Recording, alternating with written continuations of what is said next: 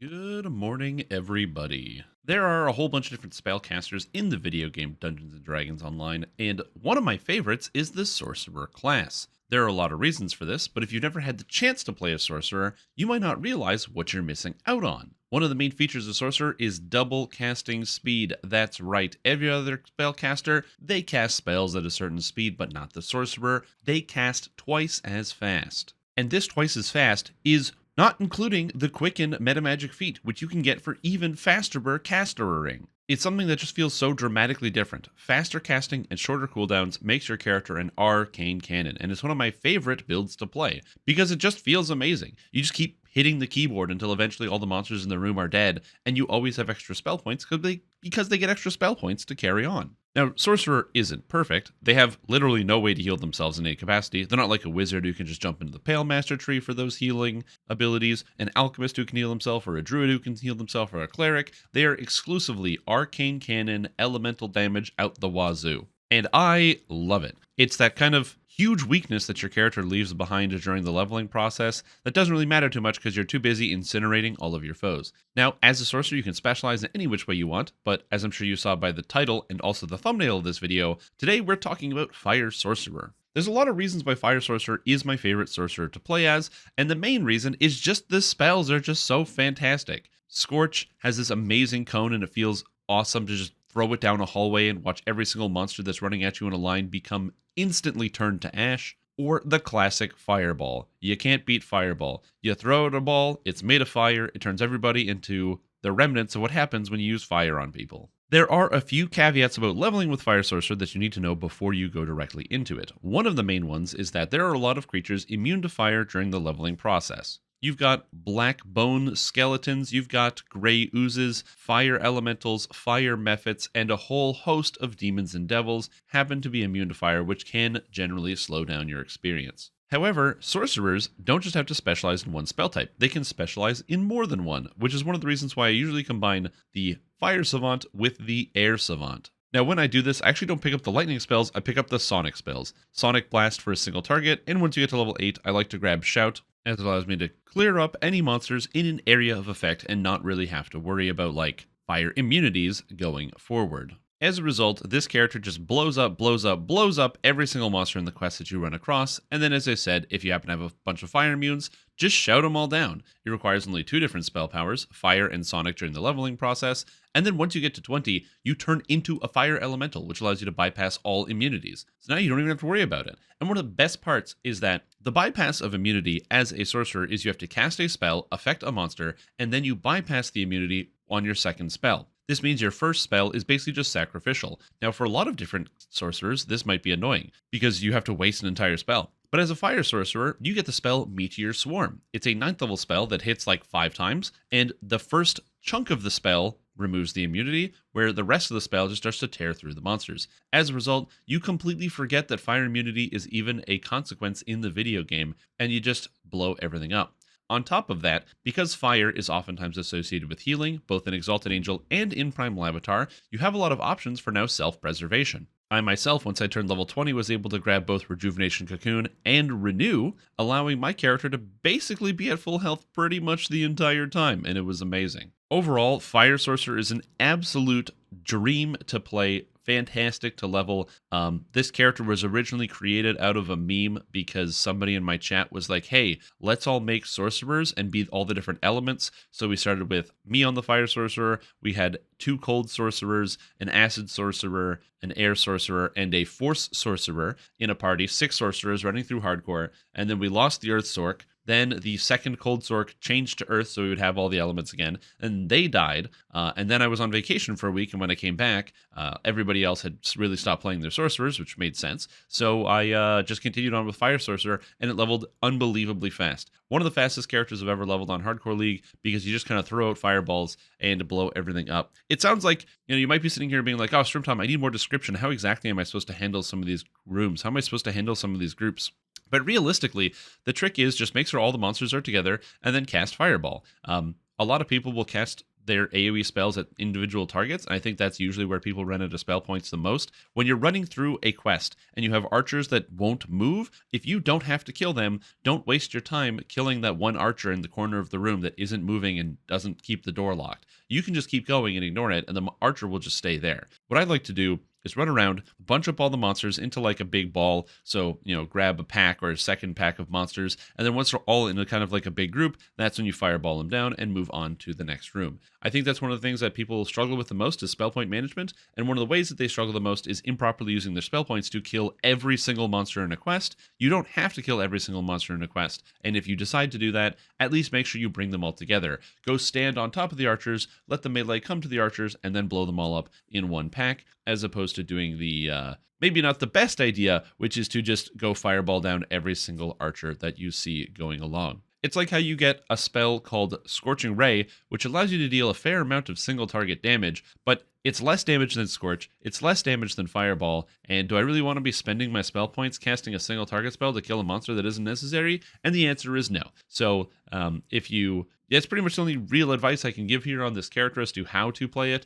Just try to make sure you're killing everything in a ball, in a pack. Don't try to kill every monster, unless, of course, you have to. If you get to a door and the door is locked because you didn't kill every monster in the room, which is a feature of some of the newer quests, not all of them, but some of them, then yeah, you're going to have to go back and make sure you're killing every single monster. But especially by the time you get to some of those quests, which are usually some of the later level quests, 16, 17, 18, you've got Delayed Blast Fireball, you've got Meteor Swarm. It's not really too big of a deal to deal with mana conservation. Now, if you like the idea of playing a Fire Sorcerer and burning everything to the ground, then make sure to check out the part with me with the build.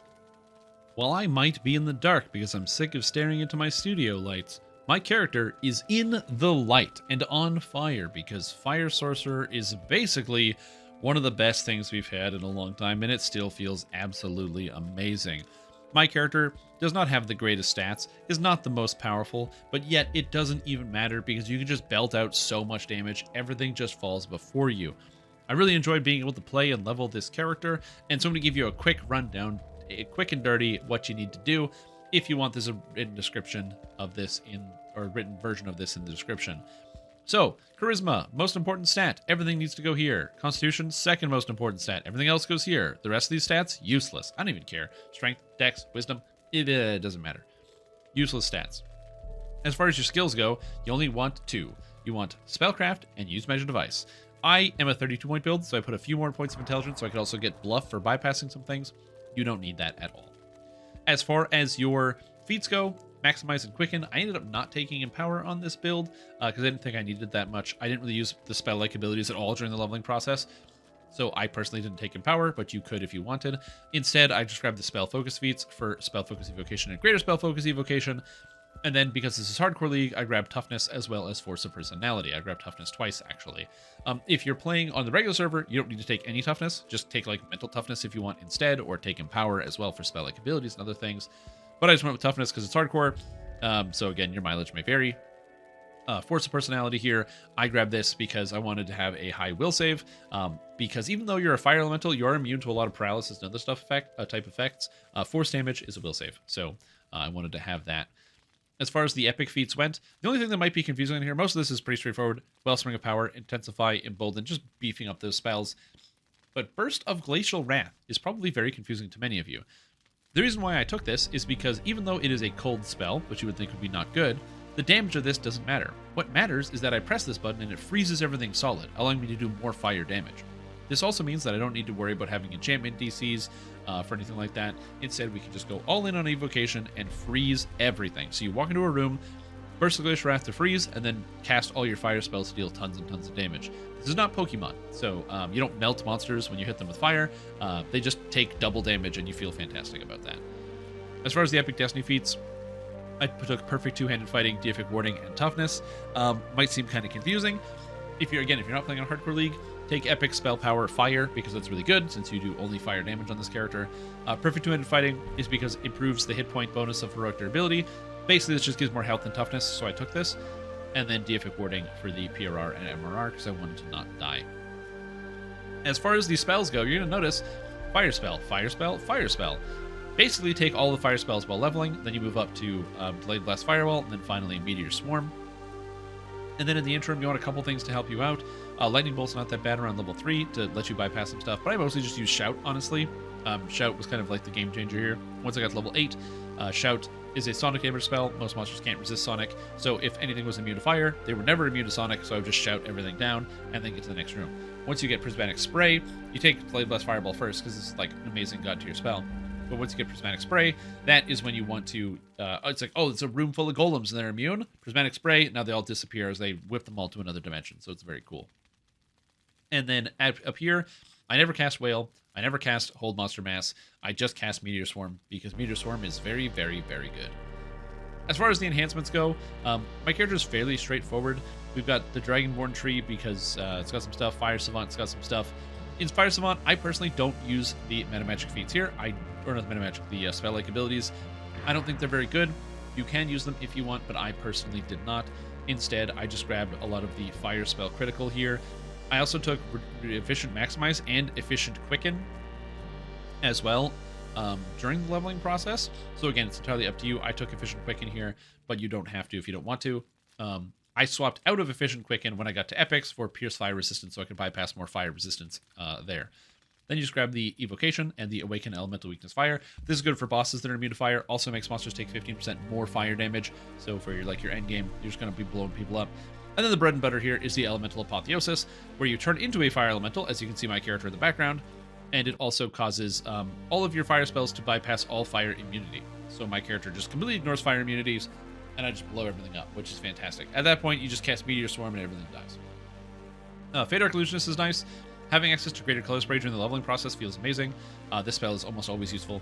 It's only really replaced by Burst of Glacial Wrath once you get into Epics, but before Epics, this is a fantastic ability to have. Eldritch Knight is just so I have a little bit of Arcane Spell Failure reduction. You can see I'm using a shield here, so it's just nice to have a little bit of that, plus the health was helpful on Hardcore League for leveling up. And then Dragonborn. Dragonborn is good because you get Red Dragon Breath during the leveling process, which gives you some damage.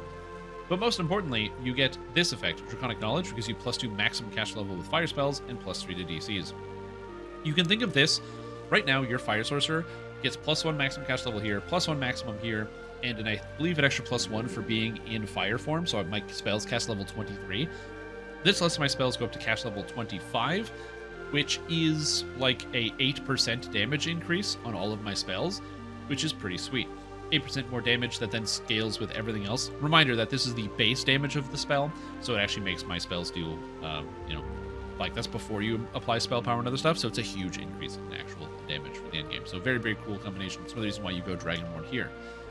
And then last but not least, something you're going to hear me talk about a lot in the future, because I'm going to be taking this ability a lot, is I have my setup here, Unyielding, Draconic, Primal Avatar.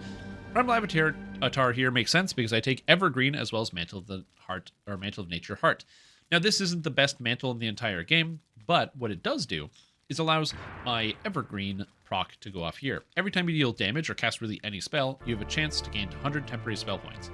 When you get this level 23, what this means is you cannot run out of spell points. You cannot. It is not possible. Your mana will never run out because you'll always have temporary spell points.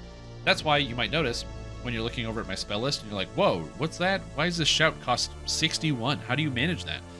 Because every time I cast a spell, I get 100 temporary spell points back. It's not every time, but it's like pretty close.